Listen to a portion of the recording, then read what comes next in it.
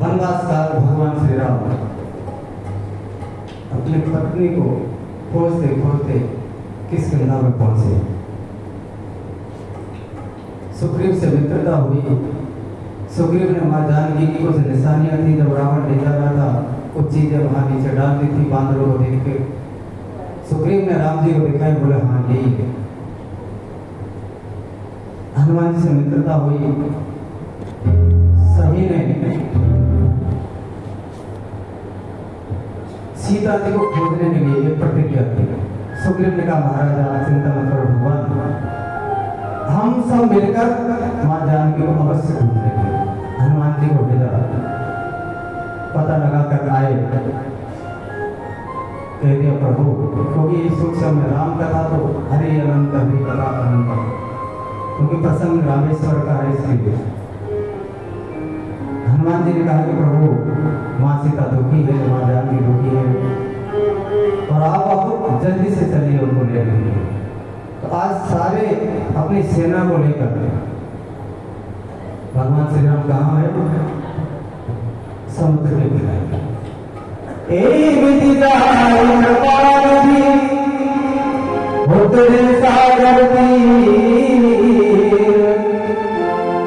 सागर लागे थाल फल भाल विपुल कपिवीर। भगवान अपनी सेना को लेकर समुद्र के किनारे आए। सारी वानर सेना जब वहां आई, भूखे प्यासे थे, सभी ने कंगूर फल खाने शुरू कर दिए। अब उधर लंका में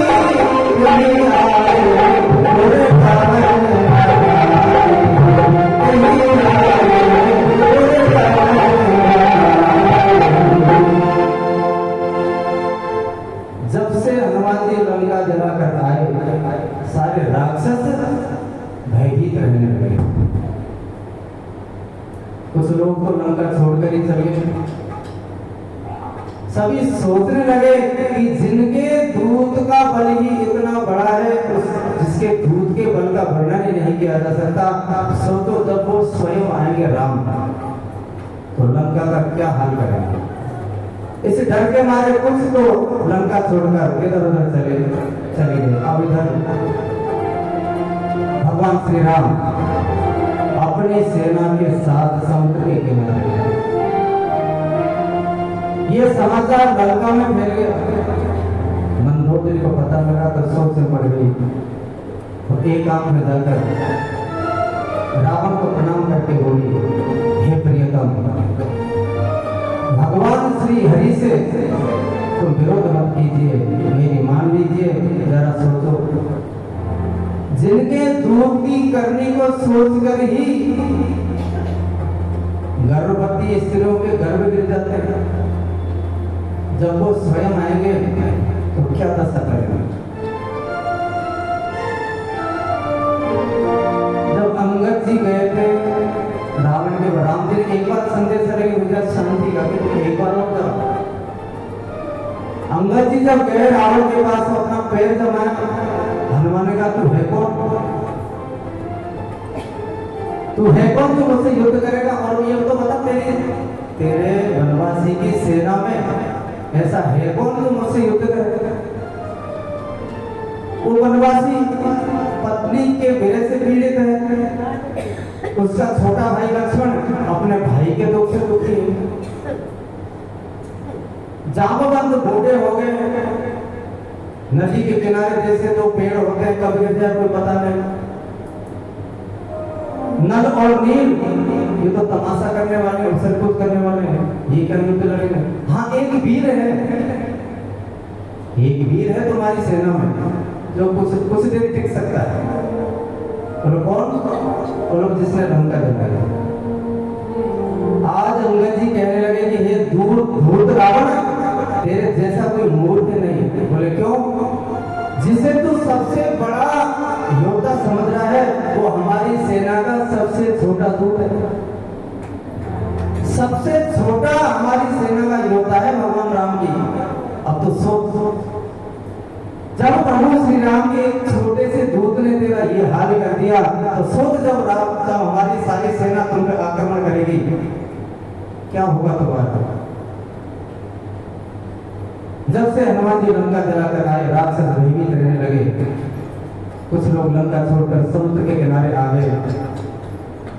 श्री राम अपनी सेना को लेकर समुद्र के पास आए और जब सभी को पता लगा, मंदोदरी ने रावण को समझाया कि हे नाथ, जिसकी दूध की करने का वर्णन नहीं किया जा सकता, आप मेरी मानिए, उनकी पत्नी को अब लौटा दीजिए। रावण ने कहा कि मूर्ख मंदोदरी, सच में स्त्रियों का स्वभाव तो डरपोक होता है। तुम्हारा मन बहुत कमजोर है मंदोदरी, तुम जब तक ये युद्ध चले तुम एक तरफ रहो, तुम कहीं दूर चले जाओ। अरे तू सोच तो सही, यदि वानर सेना आ भी जाएगी तो हमारे राक्षस सारे खा जाएंगे। मंदोदरी ने कहा एक आया तो था, एक आया तो था, खाके बताते उसको। अभी कह रहा हूं प्रणाम, आप उनकी पत्नी को, मैं साथ में चलती हूँ, सम्मान के साथ उनकी पत्नी को लौटा दीजिए। हो सकता है प्रभु श्री राम तुम्हें माफ कर दे, क्षमा कर। रावण बोला कि मंदोदरी, लोग पापी जिसके डर से थर्राते हैं, तुम उसकी पत्नी होकर भी डर रही हो। इतना कहा रावण सभा में चला गया। सभा में जाते रावण को सूचना मिली कि शत्रु की सेना समुद्र के किनारे आ गई है। सारे मंत्रियों को बुलाया, सभी से सलाह ली। उसी वक्त विभीषण जी आ गए। रावण को प्रणाम किया, आसन पर बैठ गए। रावण ने विभीषण को सलाह दी, तो विभीषण जी कहने लगे,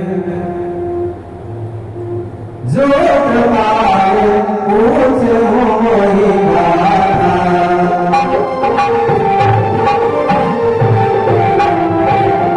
मति अनुरूप करो हितदाता। आज विभीषण जी कहने लगे, यदि तुम मुझसे कुछ राय ले रहे हो तो मैं मेरी बुद्धि के अनुसार आपको सलाह देता हूँ। सुनिए भगवान, क्योंकि बड़ा भाई पिता तो है। सुनिए भैया, जो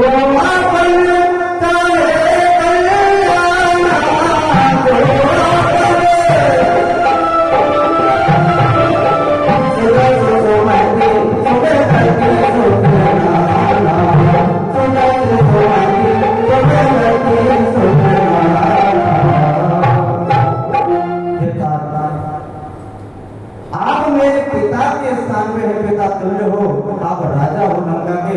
यदि आप मेरी मानो और इस लंका का और आपका भला चाहते हो तो हे तात, आज जानकी को लौटा दीजिए। आज विभीषण जी कहने लगे,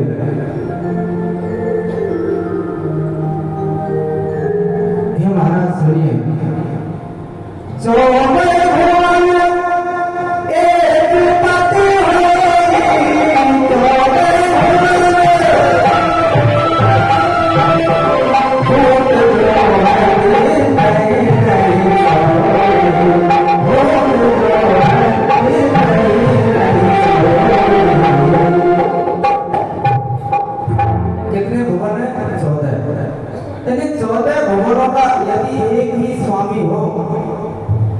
उससे बैर नहीं किया जा सकता भैया। काम क्रोध मद और मोह और लोभ ये सब नरक के रास्ते हैं और आप इन सभी में लिप्त हैं। इसलिए भैया आप मेरी मानो, इन सभी को छोड़कर श्री राम जी की शरण में चले जाओ। इसी में लंका की भी भलाई है, इसी में राक्षस जाति की भी भलाई है। सीता जी को वापस कर दीजिए, क्योंकि जो प्रभु श्री राम है वो मनुष्यों के राजा नहीं है, संपूर्ण लोगों के 14 भवन एक पति हुई। इन 14 भवनों का एक ही मालिक है। वेद और धर्म की रक्षा करने के लिए उन्हीं ने राजा दशरथ के यहाँ राम के रूप में अवतार लिया है।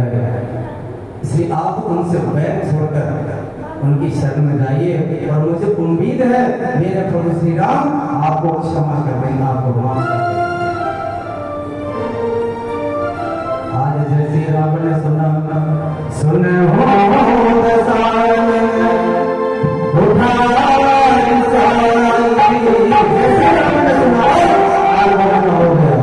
और क्या बोला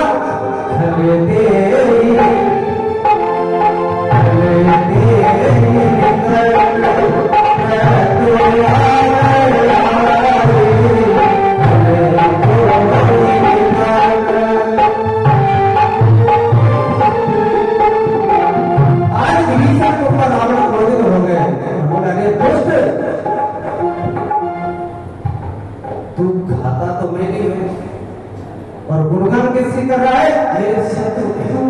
ऐसा कहकर रावण ने क्या किया?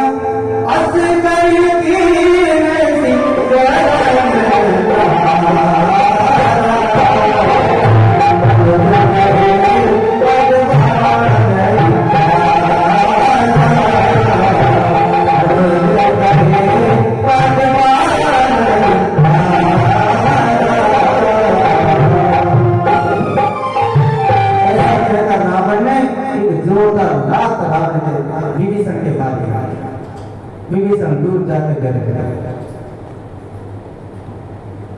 विभीषण ने बोला, दुष्ट विभीषण, तेरी मृत्यु भी तेरे निकट आ गई है।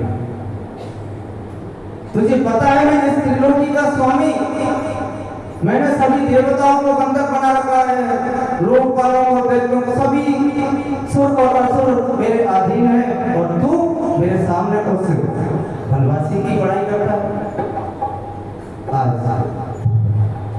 विभीषण ने कहा कि हे तात, आपने मुझे मारा, कोई बात नहीं, लेकिन फिर भी मैं एक बार आपसे कह रहा हूं कि आपका भला भगवान श्री राम की शरण में जाने से ही है।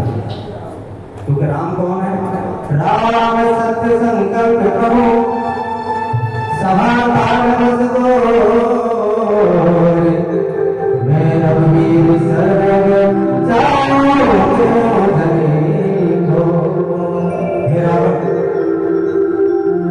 राम सत्य संकल्प है और तुम्हारी सभा काल के वश में हो गई है। सभा काल, तुम्हारी सभा काल के वश में हो गई, इसलिए मैं रघुवीर शरण अब जाओगे निधन को, मैं भगवान श्री राम की शरण में जा रहा हूं। इतना कहकर विभीषण अपने मंत्रियों के साथ आसमान में उठा। आसमान में उठा और ऊपर से भी विभीषण कह रहे हैं, हे रावण, तेरी ये सभा मृत्यु के काल में समा गई है, तुम्हारी मृत्यु सन्निकट है, इसलिए तुम्हें कुछ और नजर नहीं आ रहा।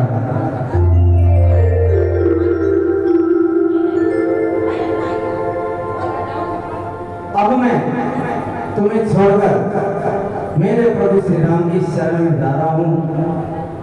ऐसा कहकर आज विभीषण जी प्रभु श्री राम के पास आ गए। भगवान के पास आकर विभीषण जी ने अपना परिचय दिया।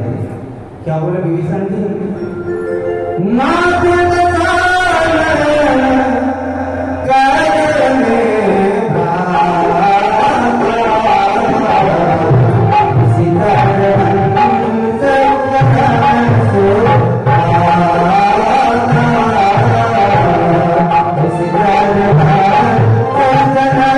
Thank you.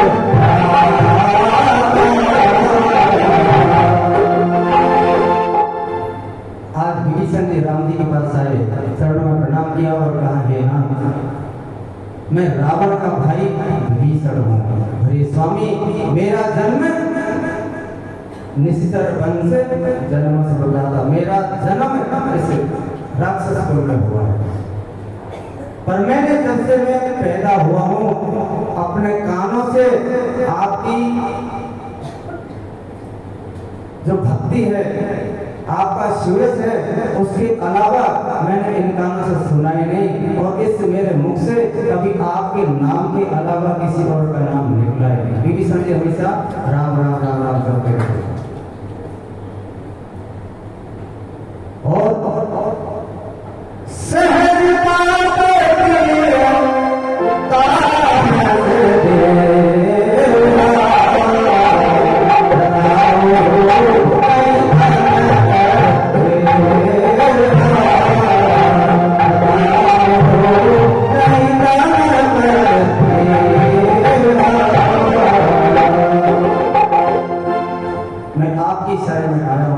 क्योंकि रावण ने मुझे लात मारकर उसकी सभा से निकाल दिया, इसलिए हे श्री रघुवीर, मेरी रक्षा कीजिए, रक्षा कीजिए, रक्षा कीजिए। ऐसा कहकर भगवान के चरणों में शरणागत होकर विभीषण जी लेट गए। आज भगवान ने विभीषण को उठाया और क्या बोले,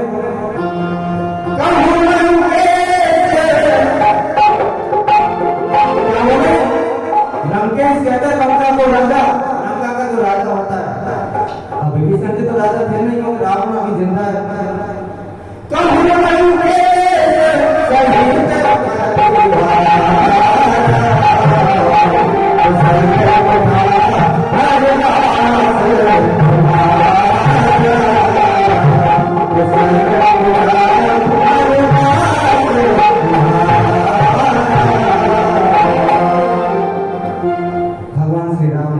विभीषण जी को उठाया, अपने हृदय से लगाया और कहा, हे लंकेश,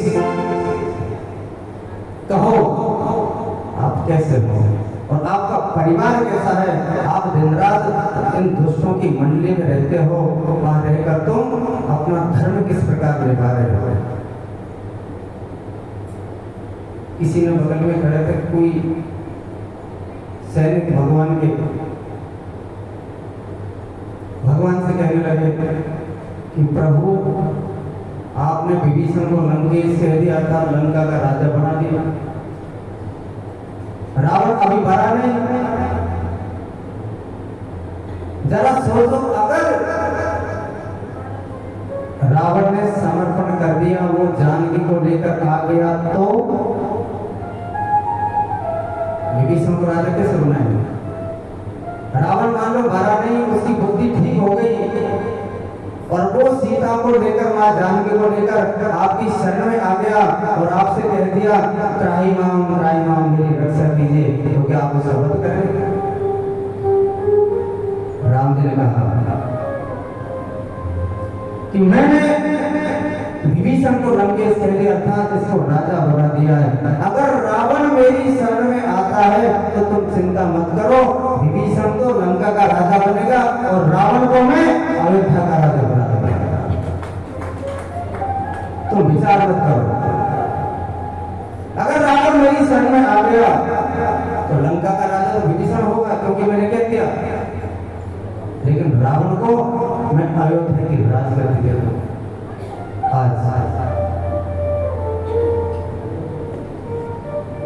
जो संपत्ति सिमराव नहीं, दीन दिए दसनाथ, सोई संपदा विभीषण, सकुदीन रघुनाथ। जो संपत्ति रावण ने भगवान शंकर को अपने 10 से अर्पण करके प्राप्त की थी, कोई संपत्ति भगवान राम ने विभीषण को ऐसे दान कर दी। अब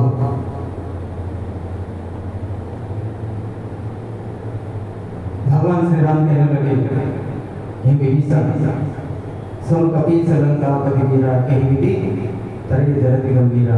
अब तुम ये बताओ, विभीषण से भगवान कहने लगे, इस समुद्र को कैसे पार किया जाए। लक्ष्मण जी क्रोध करने लगे। लक्ष्मण जी बात बात में क्रोध करते थे। क्यों करते थे? किसके अवतार है? शेषनाग। राम जी के साथ लक्ष्मण जी, और राम जी क्या है? मर्यादा पुरुषोत्तम। राम जी किसी काम को जब करने में टाइम लगाते हैं, धनुष युद्ध के समय जब जनक जी कहने लगे कि मैंने जान लिया है ये पृथ्वी वीरों से खाली हो गई, लक्ष्मण जी तमतमा में उठे और कहने लगे, हे जनक, रघुकुल में से कोई भी जिस सभा में विराजमान होता है उसमें ऐसे अनुचित वचन नहीं कहे जाते। तुम्हें पता है ना रघुकुल शिरोमणि बैठे हुए हैं, फिर तुम ऐसे वचन बोल रहे हो। लक्ष्मण जी क्रोध आ गया, लेकिन राम जी चुप कर देते। जब चुप करते, हम किसी बच्चे को चुप करते हैं तो मन में सोचता है कि मैं छोटा हूं इसलिए चुप कर दिया, बड़ा होता फिर करते। लक्ष्मण जी बार बार किसी बात को लेकर क्रोधित होते, राम जी उसको चुप करते। लक्ष्मण कोई बात, शांत शांत। मन में सोचते हैं कि मैं आपसे छोटा हूं भैया, इसलिए आप मुझे बार बार चुप कर देते हो। अगर मैं बड़ा होता तो आपकी मैं मानता नहीं, सुनता ही नहीं, सबको उठा भगवान ने देखा लक्ष्मण जी बड़ा बनना चाहते हैं, क्या किया? कृष्ण अवतार में बड़े बना के ले आए। बड़े बना के लेकर आए तो दाऊ जी जब हल चलाने लगते किसी को मारने के लिए, फिर कहने लगे, अरे दाऊ भैया मैं हूं ना, अरे छोटे के होते बड़ा कोई किसी का आक्रमण करे शोभा देगा क्या? मुझे मां भी नहीं कर लेंगे। तो भगवान तो भगवान है। भगवान श्री राम कह रहे इस समुद्र को कैसे पार किया गया? लक्ष्मण जी को क्रोध आया था। भगवान ने लक्ष्मण को समझाया,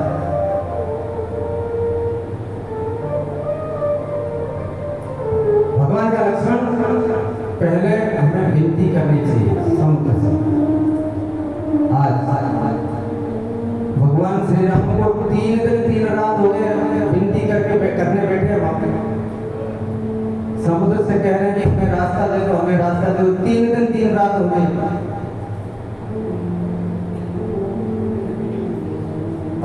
क्योंकि अति जब हो जाती है तो क्रोध आता है। कितने सज्जन पुरुष हैं। आज भगवान राम ने देखा 3 दिन हो गए ये समुद्र मान नहीं रहा, क्या किया?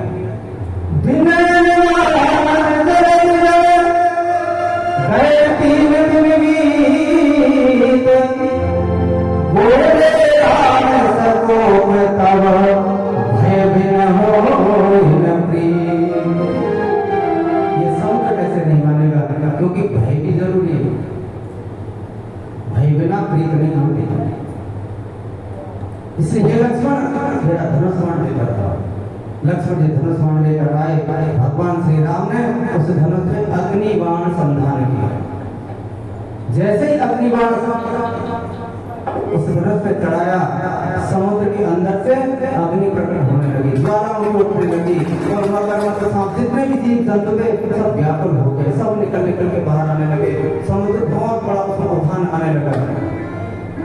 उसी वक्त समुद्र हाथ में सोने का थाल लिए हुए, उसमें अनेक मणि रत्न इनको रखे ब्राह्मण का वेश बनाकर भगवान के सामने आए और भगवान से कहा, प्रभु मेरा अपराध आप क्षमा करें और मेरी तरफ से ये छोटी सी भेंट स्वीकार करें। और प्रभु आपकी सेना में नल और नील नाम के 2 बानर हैं, आप उनके जरिए पत्थरों पे राम राम लिखाइए, उसमें डालिए, मैं उनको डूबने नहीं दूंगा।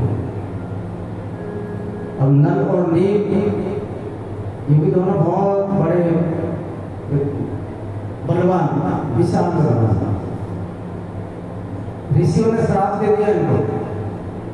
क्यों दिया श्राप?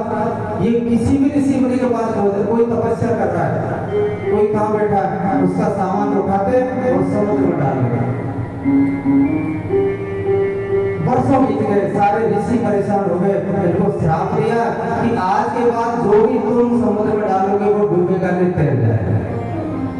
तुम्हारी सेना में नर और नील नाम के दो वानर है, उनको श्राप लगा हुआ, जो भी वस्तु को इसमें डालेंगे वो तैर जाए। और आज भी प्रमाण है, आप जाइए रानी से पत्थर डालो, आप वो तैरेगा। एक व्यक्ति पत्थर का टुकड़ा लिया, बर्बाद हो गया।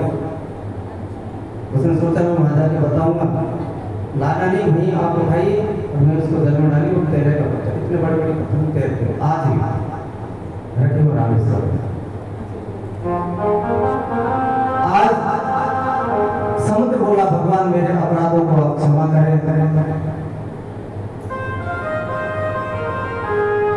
और ये जो बाण आपने निकाला है, इस बाण से उत्तर दिशा में मेरे कुछ शत्रु है, वो दुश्मन है, आप उनका वध कर दीजिए। आज भगवान ने उस बाण को उत्तर दिशा में छोड़ा और उनका वध कर दिया।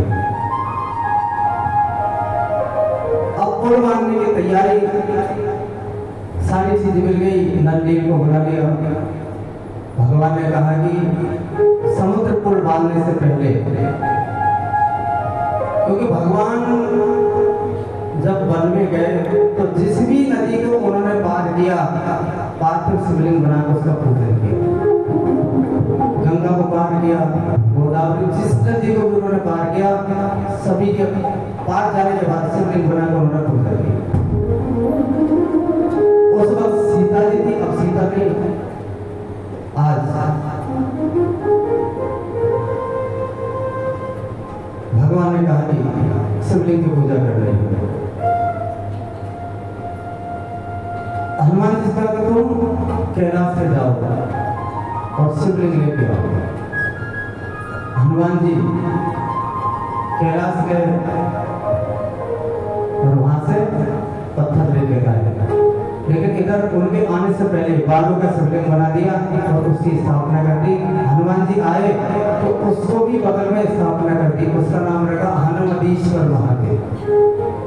तो भगवान ने बनाया, उसका नाम रखा रामेश्वर।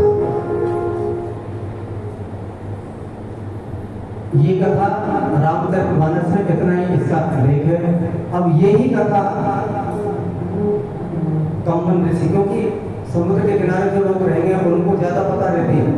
यहाँ पे आपके सामने कोई आदमी आएगा तो आपको ज्यादा पता रहेगा हमारे सामने ये किया। तो कम्मन ऋषि ने उनकी एक रामायण थी, ई राम अवतारम, उसमें इसी लेख को बहुत सुंदर तरीके से उन्होंने लिखा कि जब रामेश्वर का भगवान ने स्थापना की तो बिना पत्नी के पूजा नहीं होती। भगवान भी जान लेते और सभी जान लेते।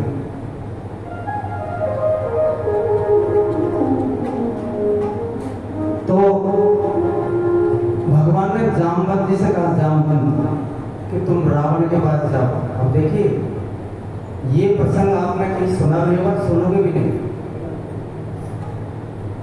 क्योंकि मैंने 27 रामायण लाके उसका अध्ययन किया और घर पे मेरे पास 27 रामायण रखी अलग अलग जगह की। इंडोनेशिया की रामायण मेरे पास रखी। इसके अलावा मैं काम करता ही नहीं, मेरा काम यही कोर्स करना। तो राम जी ने कहा कि स्थापना करेंगे, लेकिन ब्राह्मण तो चाहिए। उस वक्त रावण के अलावा कोई विद्वान था ही नहीं, सारे कार्य रावण के हमारे संपन्न होते थे।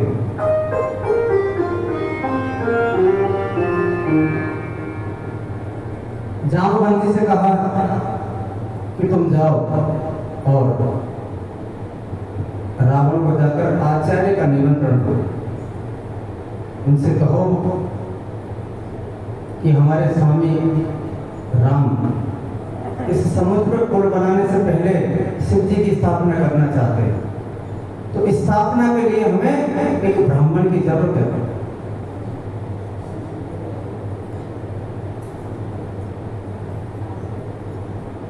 तो आप हमारे प्रभु श्री राम के आचार्य बनकर आप चलिए।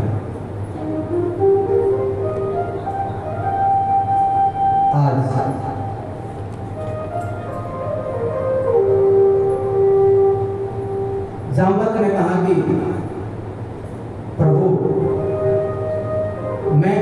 गया और रावण ने मुझे बंदी बना लिया तो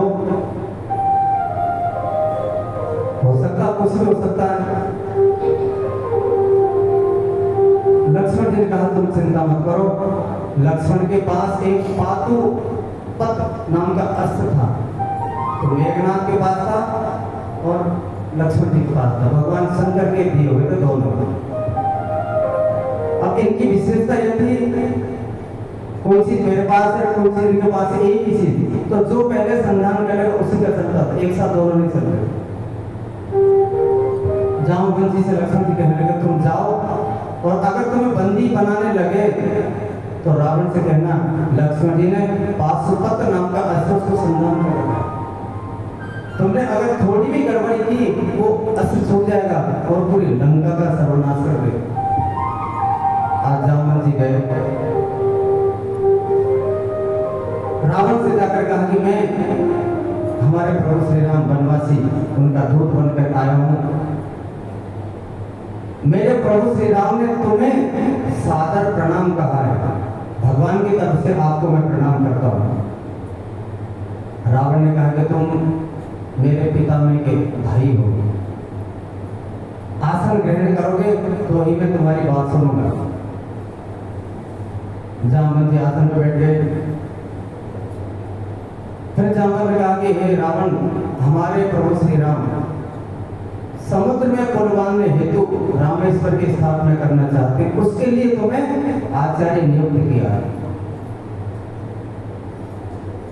अब आचार्य को नियुक्त किया है, मेरे प्रभु ने यह भी कहा कि पूजा से संबंधित जो भी सामग्री चाहिए वो सब आप लेकर आचार्य, क्योंकि हम वन में हैं, वनवासी है, हमारे पास कुछ है नहीं, जो भी सामग्री इसमें जरूरत पड़ेगी पूजा में वो सब आचार्य आप लेकर आए।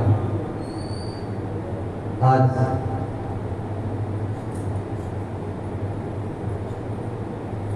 जामवंत की बात सुनकर रावण हंसने लगा और कहने लगा जामवंत जी यदि मैं तुमको यहाँ से जाने नहीं दूं तो।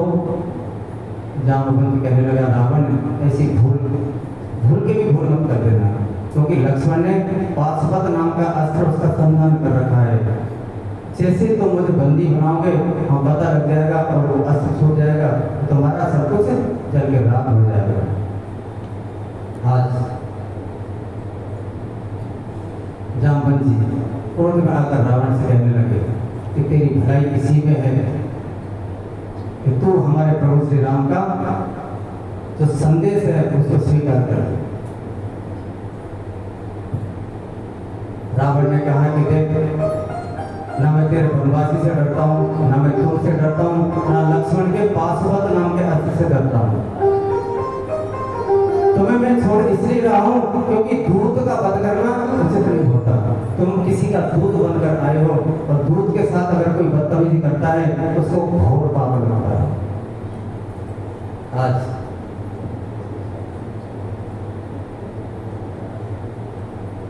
रावण ने अपने आप को संभाला और राम का आचार्यत्व स्वीकार कर लिया। जामवंत से कहा तुम जाओ मैं आता हूं। जामवंत जी कहने लगे भगवान ने यह भी कहा कि जो भी सामग्री चाहिए आप लेकर के आना। रावण ने कहा ठीक है मैं लेकर के आ जाऊंगा। अब रावण जानता था कि क्या क्या सामग्री की जरूरत पड़ेगी। सबसे बड़ी सामग्री सीता, पत्नी के बिना कोई यज्ञ हो, या तो कुंवारा हो कोई दिक्कत नहीं, या उसकी पत्नी भगवान को प्यारी हो गई तब भी हो जाता है। पत्नी है और वानप्रस्थ का उसने आश्रम ग्रहण नहीं किया तो भी नहीं हो सकता। पत्नी अगर है और वो सन्यासी बन गया तो भी पूजा करा सकता है, लेकिन पत्नी है और कोई व्रत लिया नहीं तो फिर रावण ने सोचा कि उसके पास क्या है क्या नहीं है। अब क्योंकि मुझे आचार्य बनाया है तो मेरी जिम्मेदारी बनती है, मैं सारी चीजें उपलब्ध कराऊं। सबसे पहले कहा गया सीता के पास। सीता के पास जाकर कहने लगा कि तुम्हारे पति श्री राम लंका विजय की कामना हेतु, देखिए लंका विजय, उसको पता मेरे को मारने के लिए पुल बन रहा है, लेकिन क्योंकि आचार्य बना दिया उसको पद दे दिया। भगवान जानते थे कि ब्राह्मण है और दिव्य दृष्टा ब्राह्मण है, उससे बड़ा कोई ब्राह्मण है, विद्वान नहीं। असुर है, राक्षस है, वो बाद में, पहले ब्राह्मण। तुम्हारे पति मुझे मारने के लिए, इसे लंका पे विजय प्राप्त करने के लिए समुद्र में पुल बांधना चाहते हैं, उसके लिए रामेश्वर की स्थापना वो करना चाहते हैं। और उसकी स्थापना के लिए उन्होंने मुझे आचार्य के रूप में निमंत्रण दिया है। अब क्योंकि मैं आचार्य हूं और वो मेरे यजमान है, तो जिम्मेदारी मेरी बनती है कि मेरे यजमान का यज्ञ पूर्ण हो। इसलिए क्योंकि मैं जानता हूं पत्नी के बिना कोई भी यज्ञ अधूरा रहता है, तो मैं चलना पड़ेगा। विमान आ रहा है,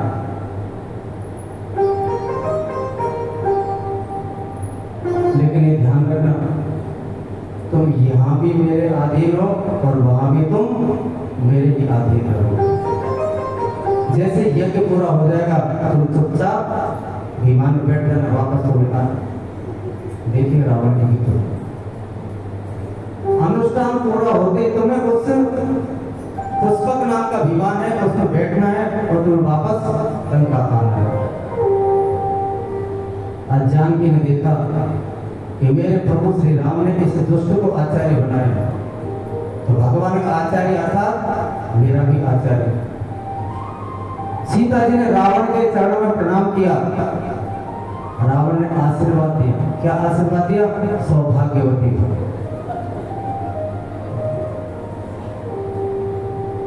ये एक छोटा सा प्रसंग, उसमें ये रामावतार रामायण पढ़ोगे रोंगटे खड़े हो जाएंगे, इतना जबरदस्त रामायण के अंदर लिखा कम्मन ऋषि ने। भरपूर रावण ने सीता को आशीर्वाद दिया, भरपूर। कौन सा? सौभाग्यवती भव। सीता जी को ले आया, वहां से उठाया, पुष्पक विमान में बैठाया और जितनी भी सामग्री थी यज्ञ हवन की वो सारी इकट्ठी की रावण ने, और उधर से उठ के समुद्र के इस किनारे पे आकर खड़े हो गए दूर। सीता से कहा तुम इसी में बैठे रहना, पहले मैं जाता हूं, जब तक मैं नहीं कहूं तुम इससे बाहर नहीं आओगे। जानकी ने हामी से रहना, बोला ठीक है। रावण आया राम जी के पास, राम जी ने प्रणाम किया। रावण ने क्या कहा आशीर्वाद में? दीर्घ आयु हो और लंका विजय हो। रावण के आशीर्वाद राम जी। आज जैसे रावण ने आशीर्वाद दिया कि विजय भव और दीर्घायु भव, लंका विजय भव, सारे जितने भी खड़े सारे सब ये क्या कह रहा, क्योंकि विद्वान था, उसको पता मुझे कब कहां क्या करना है। रावण ने आशीर्वाद दे दिया, जगह देखी चारों तरफ। रावण ने कहा ये जगह ठीक है, यहाँ पे हम सिद्धि की स्थापना करेंगे। राम जी से कहा आपकी अर्धांगिनी को बुलाइए, पूजा में बैठाइए। कहाँ है? राम जी ने कहा आपको सब पता है। बोले क्या पता है? मैंने मेरे दूध से कहला के भेजा था कि जो भी सामग्री चाहिए आपको लेके आनी थी, आप नहीं लाए। बोले आचार्य की जिम्मेदारी कब बनती है? जब यजमान असमर्थ हो, किसी भी चीज को लाने में, सामग्री लाने में असमर्थ हो, तो उसका जो आचार्य उस सामग्री को वो पूरी कराता है। राम जी ने भी ये कहा कि आपकी जिम्मेदारी है, मैंने आपको कहला के भेजा था कि सारी जितनी भी चीजें थी आपको लेके आनी। रावण ने कहा कि मैं ला सकता था, मैं उपलब्ध करा देता। कब? यदि तुम अविवाहित होते, आपका विवाह नहीं होता, तो मैं पत्नी बना के बिठा देता किसी को भी।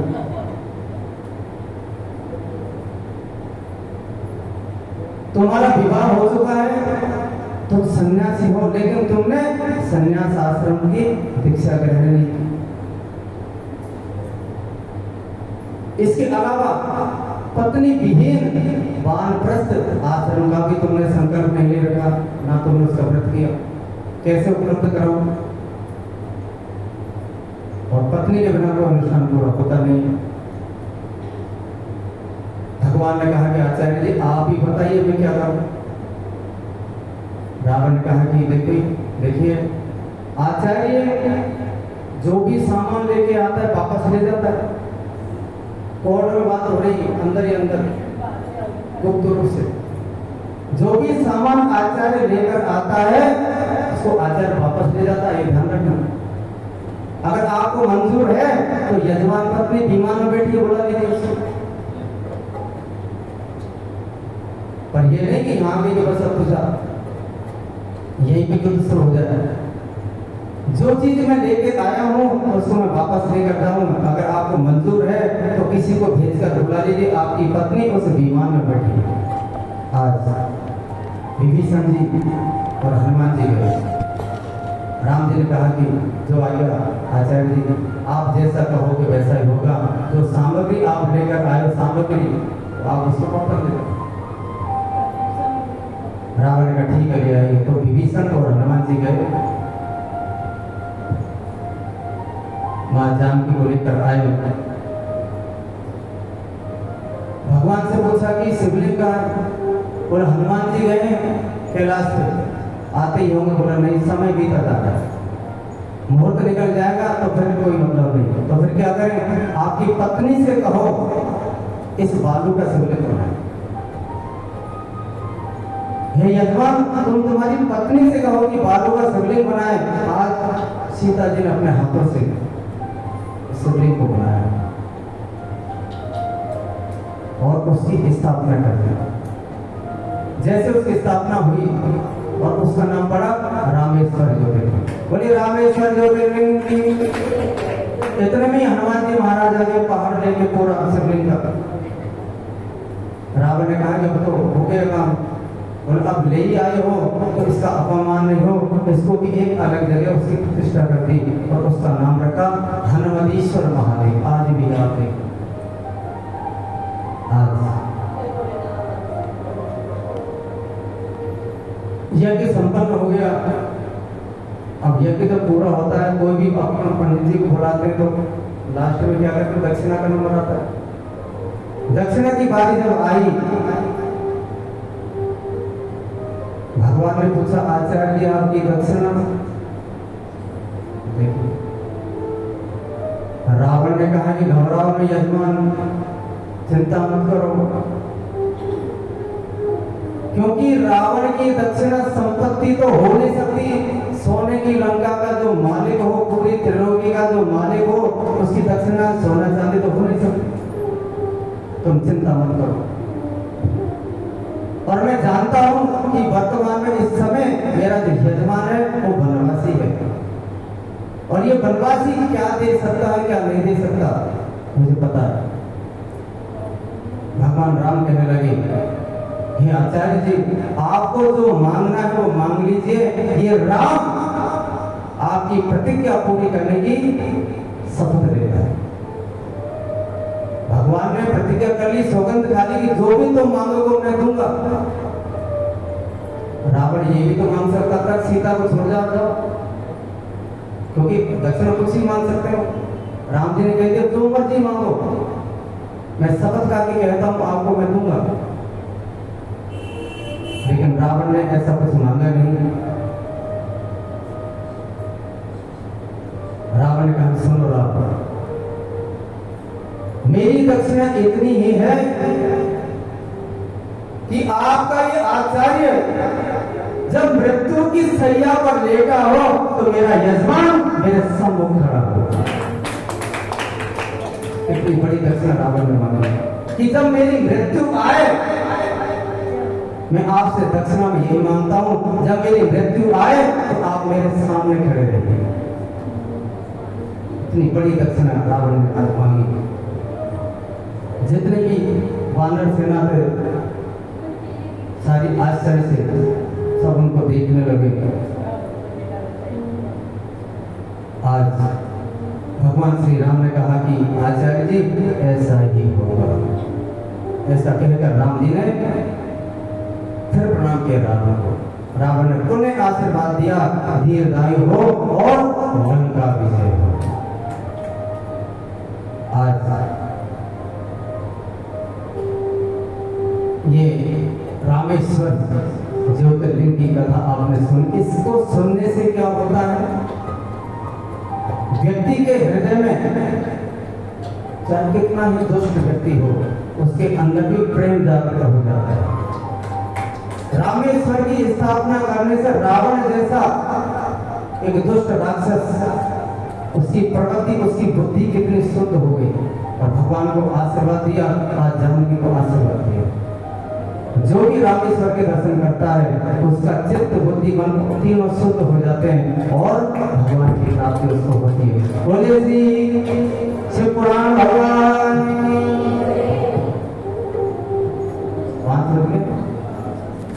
क्या समय हो गया, तो आरती करेंगे कल, क्योंकि ये तो हरि अनंत हरि कथा